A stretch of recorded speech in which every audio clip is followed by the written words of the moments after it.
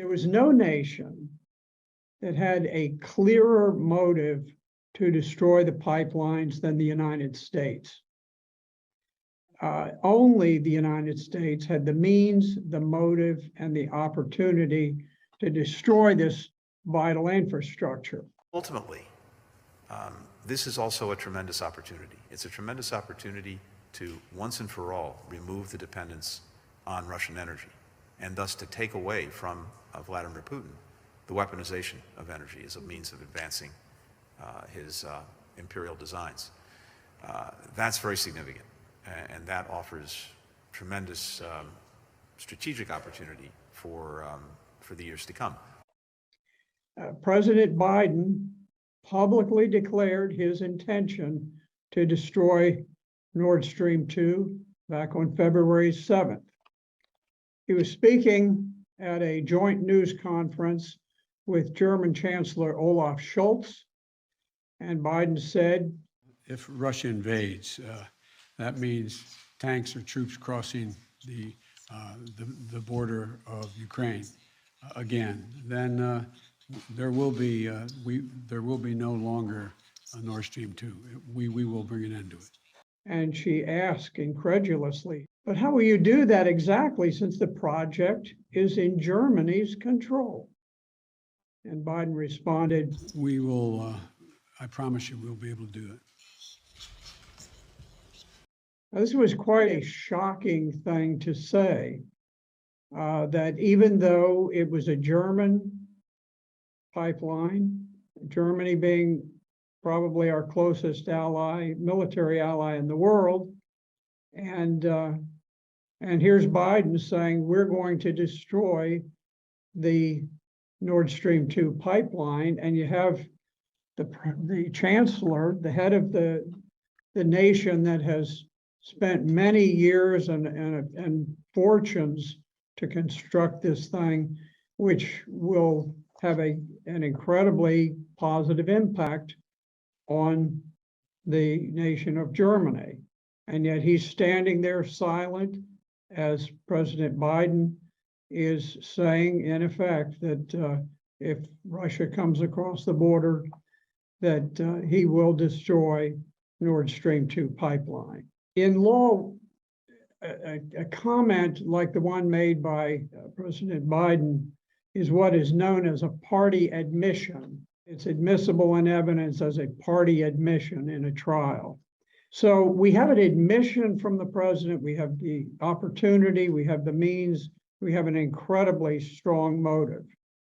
Now, there are other nations that did have motive, as I mentioned, Poland, but the way that NATO operates without prior approval from the United States, there is no nation in NATO that would move forward with an attack that would have such profound ramifications on Europe.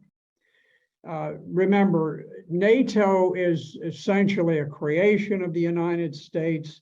The organization is peppered by American top officials, and even the Supreme Allied Commander, Europe, is always an American.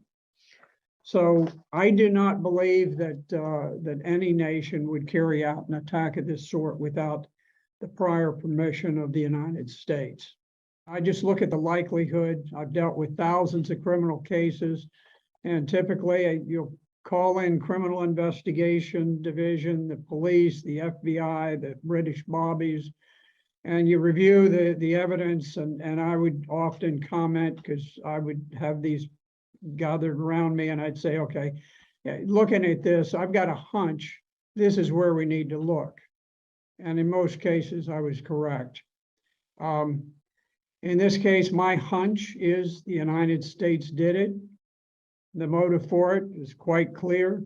And I think quite logically, it may have been one US objective to say, let's just destroy the pipelines. And that way the European people can rant and rave as long as they want. But if they say, turn on the pipeline and restore the gas, it can't be done.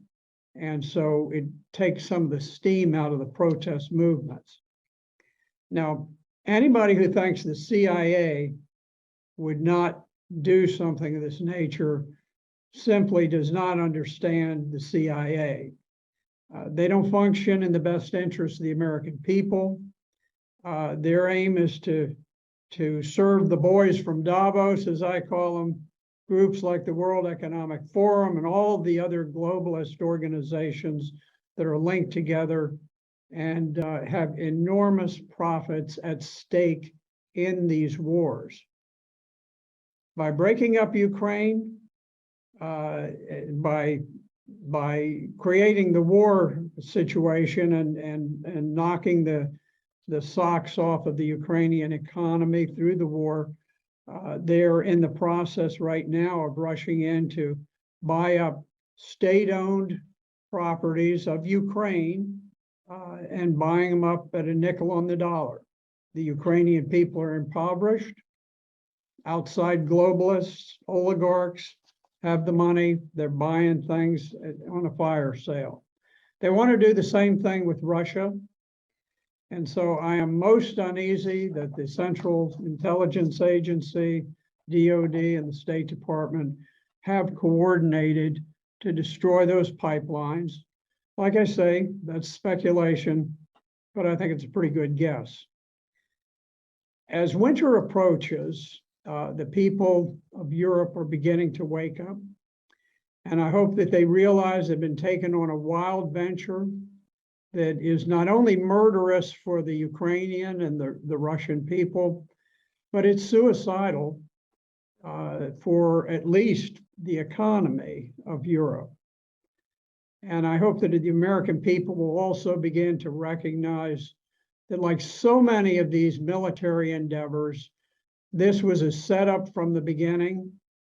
Yes, the Russians did attack, but the war had been planned for many years and had been going on 7 years before the Russians ever crossed the border.